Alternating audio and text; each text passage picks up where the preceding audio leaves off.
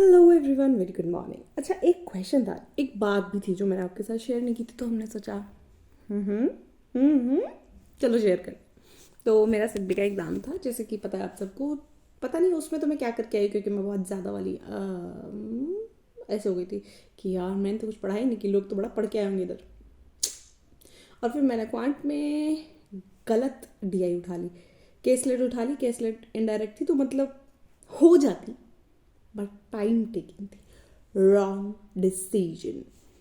तो उसमें मेरी कम से कम 8 से 10 मिनट बर्बाद हो गई। और उससे भी भयंकर बड़ी गलती मैंने करी थी आ, कि मैंने उसको पहले पढ़ा नहीं, डायरेक्ट उठा लिया। अरे ये तो हम कर ही लेंगे ये ये सोच के।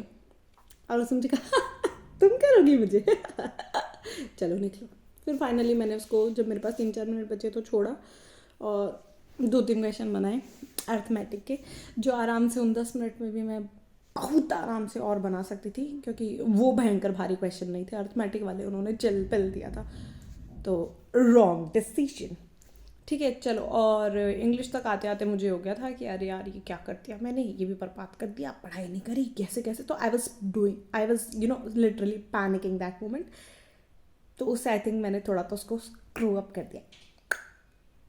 अब वो मुझे कितना करेगा बाद में पता चलेगा। हाँ, तो एग्ज़ाम के बाद एक भाई साहब जो मेरे बगल में बैठे थे, उन्होंने मुझसे पूछा आपका कैसा गया,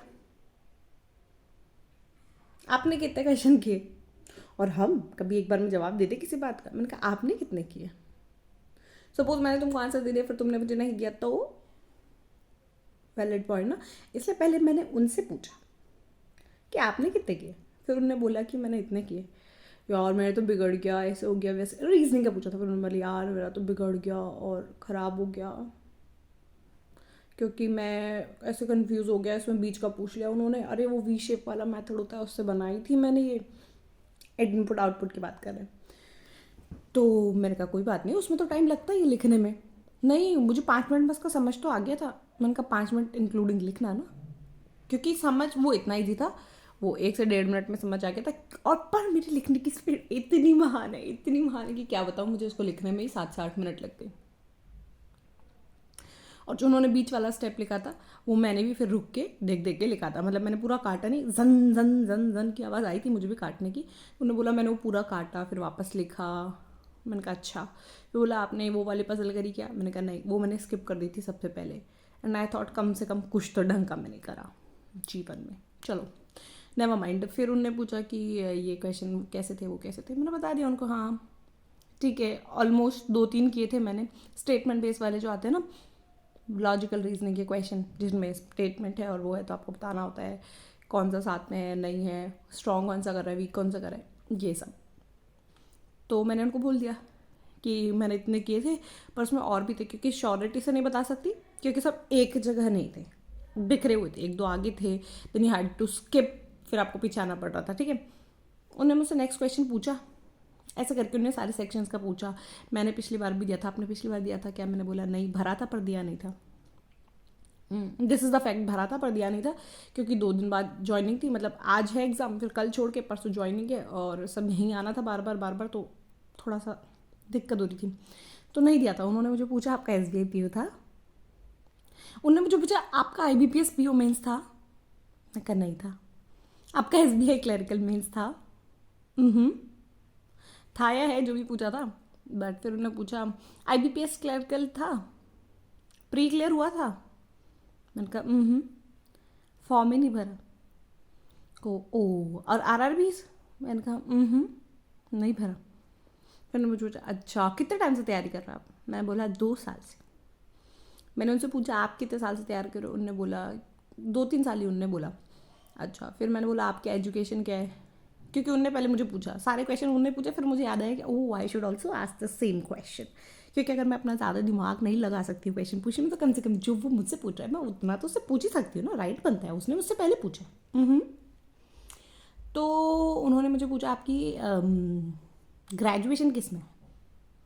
तो मैंने कहा मेरी ग्रेजुएशन साइंस में है, बी एस सी मैथ्स। मैंने उनसे पूछा आपका क्या है। उन्होंने बोला मेरा बी टेक। मैंने कहा ओह। मैं कहा बी टेक करने के बाद इसमें बीच में कोई जॉब भी करी थी या डायरेक्ट इसमें। उन्होंने बोला नहीं, डायरेक्ट प्रिपरेशन। और कंटिन्यूस प्रिपरेशन ही कर रहे हो। मैंने एज पूछी, उन्होंने बोला 25 ईयर्स। मैंने कहा ओके। तो उन्होंने पूछा आपको कोई भी मेंस नहीं था? मैंने कहा नहीं, वो मैं 2 साल प्रिपरेशन करी थी और ऑलमोस्ट छोड़े हुए मुझे 1 साल हो गया, प्रिपरेशन छोड़े हुए 1 साल हो गया। तो उन्होंने मुझे बोला और आपने और कोई फॉर्म नहीं डाला? मैंने कहा नहीं। आपने 1 साल से कोई फॉर्म नहीं दिया, तैयारी नहीं की। सॉरी, मुझे हंसी आ रही है वो, बट उस बंदे की जो कंसर्न थी ना, मतलब मुझे बताती, रुको 1 सेकेंड, पहले वो बताती हूँ। आपने कोई फॉर्म नहीं भरा, तैयारी नहीं की 1 साल से आपने, और आपने डायरेक्ट एग्जाम दिया, तो भी रेगुलेटरी बॉडी का। वो ऐसे शौक था एंड मेरे को हंसी आ रही थी बहुत ज़ोर से। एक्चुअली इट शुड बी हमें या मुझे, बट ठीक है यार, थोड़ा मेरे को सही लगता है साउंड में। और मैंने उसको कंट्रोल किया क्योंकि उसने मुझसे रीज़न नहीं पूछा।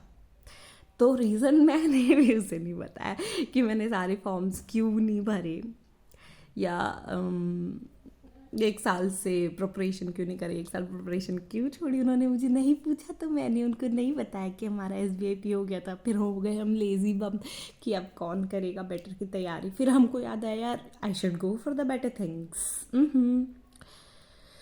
पर उनने बोला कि उनका ये प्री नहीं हुआ, वो मेंस नहीं हुआ, ये मेंस ज़रा से रह गया, IBPS PO का मेंस ज़रा से रह गया, कि मेरा कोई मेंस ही क्लियर नहीं हो रहा है, और प्री SBI PO का तो प्री भी नहीं हुआ। करके करके उन्होंने सब मुझे बताया, मैं सुना।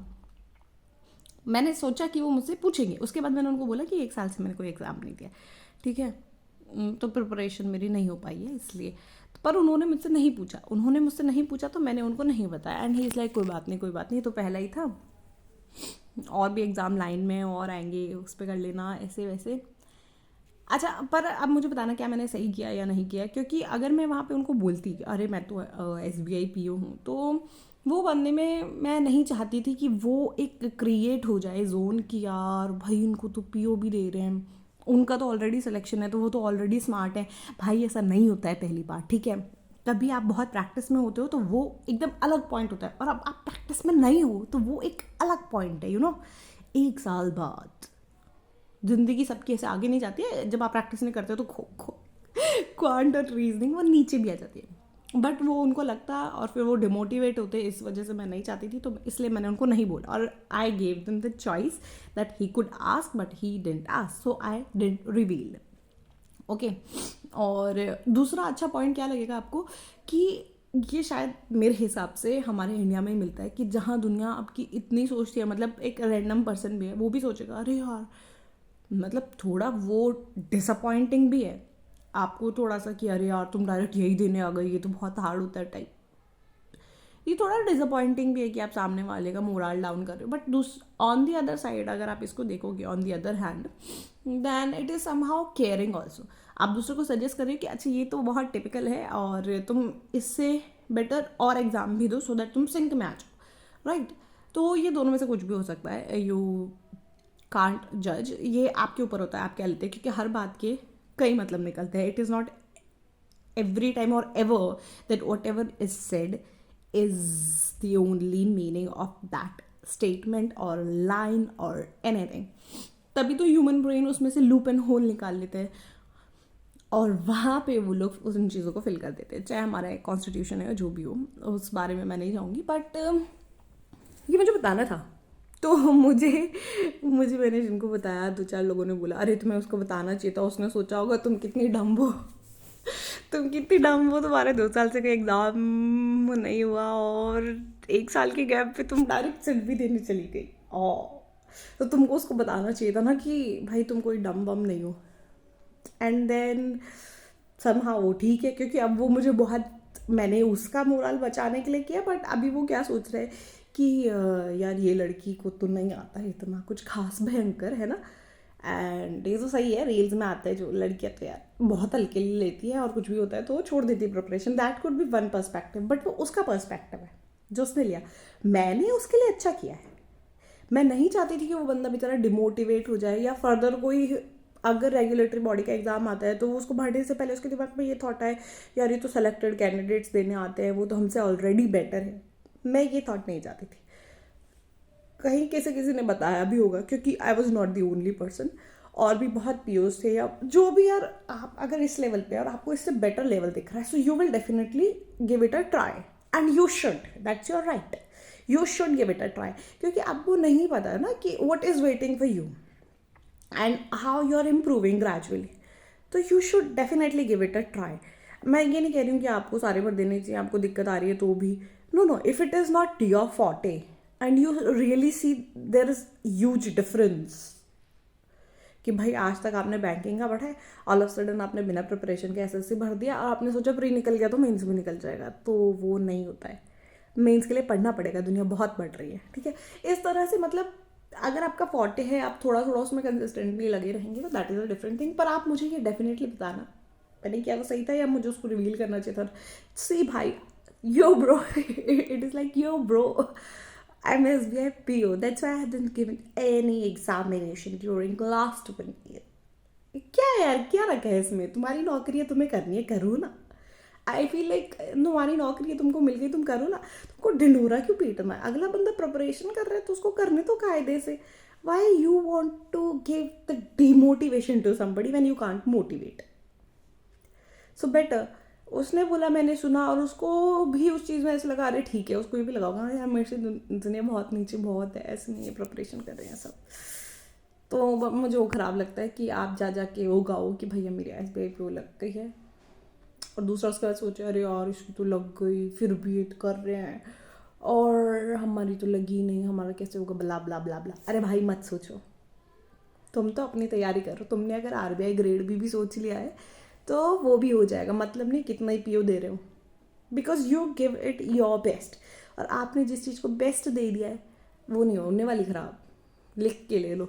चलो पर मुझे बताना ज़रूर, please please, I seriously want to know your perspective. वैसे मैंने आपको तीनों चारों पाँचों जो भी पर्सपेक्टिव थे सारे रखती हैं, फिर भी कुछ रह गया हो तो आप मुझे बता सकते हैं, कमेंट्स हमेशा खुले रहते हैं।